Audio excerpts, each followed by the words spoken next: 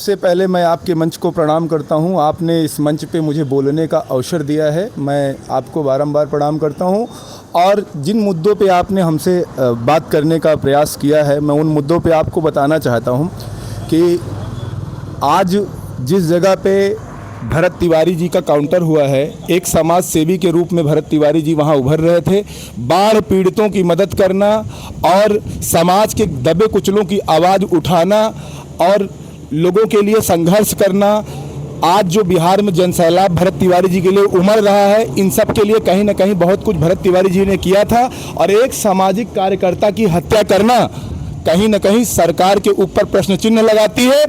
और खास तौर से ब्राह्मण समुदाय को जिस तरीके से टारगेट करके मारा जा रहा है, पूरे ब्राह्मण समाज को उत्तर प्रदेश से लगा करके भारत के विभिन्न कोने पे ब्राह्मण समाज को गरियाया जा रहा है, मारा जा रहा है। ना कोई इस पे कानून है और ना कोई कानून बन रहा है। मैं भारतीय जनता पार्टी के आदरणीय प्रधानमंत्री जी, गृह मंत्री जी से आपके मंच के माध्यम से बताना चाहता हूं, 2027 से 2029 दूर नहीं है। जिन ब्राह्मणों ने झोली भर करके आपको वोट देने का काम किया था, जिन सवर्णों ने आपको झोली भर के वोट देने का काम किया था, सत्ता के गलियारे में मलाई चाटने तक की व्यवस्था में आपको भेजने का काम किया था, यही सवर्ण समाज, यही ब्राह्मण समाज आपको उतार करके वहां पर लाके फिर से खड़ा कर देगा जहां आप सोचे नहीं होंगे। भरत तिवारी जी के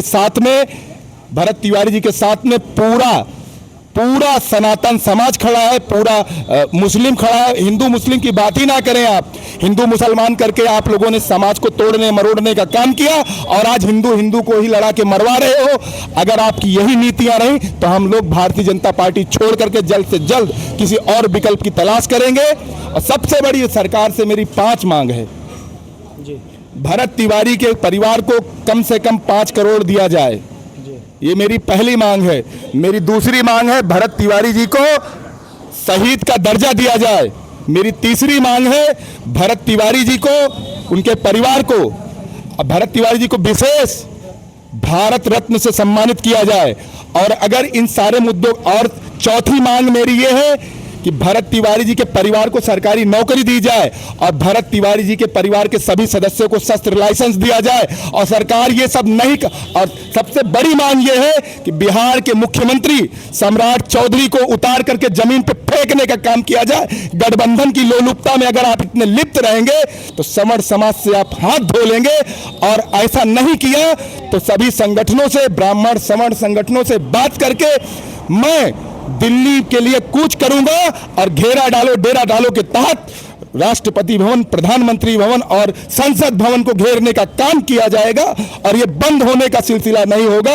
आप काउंटर करवाना चाहते हो तो सभी सवर्णों को एक साथ खड़े करा के गोली मार दो और करवा दो, गोली मरवा दो। भारत देश में सवर्णों को रहने का अधिकार ना दिया जाए। मैं इस मंच से ये बात आपके रखता हूं। और मेरा वीडियो अगर प्रधानमंत्री तक पहुंच रहा है तो प्रधानमंत्री जान लें कि आप गुजरात से आए थे, अभी आप जहां से चुनाव लड़ रहे हो, अगली बार जब चुनाव लड़ने आओगे तो आपके उस चुनाव में भी लड़ने के लिए हम लोग जब वहां पर आएंगे तो आपको बताएंगे कि आपकी औकात क्या है। अधिकारी तो कहते हैं कि भरत तिवारी एक अपराधी था, इसलिए उसके इनकाउंटर की भी वो अधिकारियों को, पुलिस वालों के ऊपर कहीं ना कहीं प्रहार करने की कोशिश किया, फिर उसके बाद लोग। एक व्यक्ति प्रहार करने का काम कर रहा है, आपकी पूरी फोर्स चूड़ी पहन के गई थी क्या वहां पर?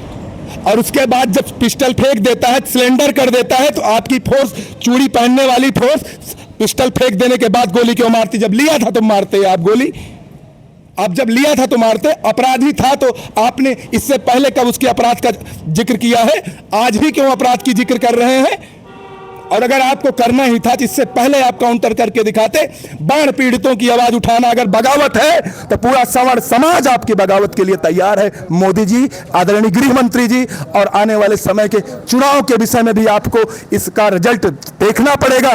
आप तय कर लीजिए, एक बिहार चाहिए आपको, आपका बिहार का एक मुख्यमंत्री चाहिए कि पूरे भारत की सत्ता चाहिए। आपकी पूरे भारत की सत्ता को उखाड़ के फेंकने का काम सवर्ण समाज जरूर करेगा। जैसा कि सवर्ण समाज की बात आप कर रहे हैं और सरकार कह रही है कि हम किसी समाज, किसी समुदाय के लोगों का इनकाउंटर नहीं कर रहे हैं, जो हमारी नज़र में अपराधी है हम उसका इनकाउंटर कर रहे हैं। सरकार अगर किसी जाति विशेष का एनकाउंटर नहीं कर रही है तो केवल ब्राह्मण और मुस्लिमों की हत्या क्यों हो रही है पूरे देश में? क्यों हो रही है ब्राह्मण मुस्लिमों की हत्या?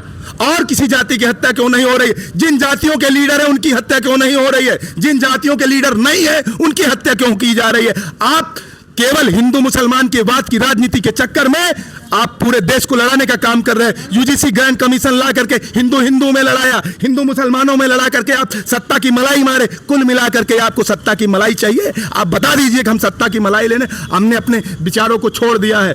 वो चला गया बाला साहब देवरस जी का समय, चला गया वो जो पुराने जो हमारे संगठन के पदाधिकारी हुआ करते थे उन सब का समय चला गया।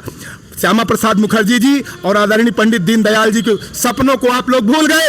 आप केवल और केवल सत्ता की लोलुपता में लिप्त हैं और बताते हैं कि आप राजनीति कर रहे हैं। राजनीति अब कैसे होती है हम लोग बताएंगे, सवर्ण समाज बताएगा राजनीति कैसे होती है आने वाले टाइम पे।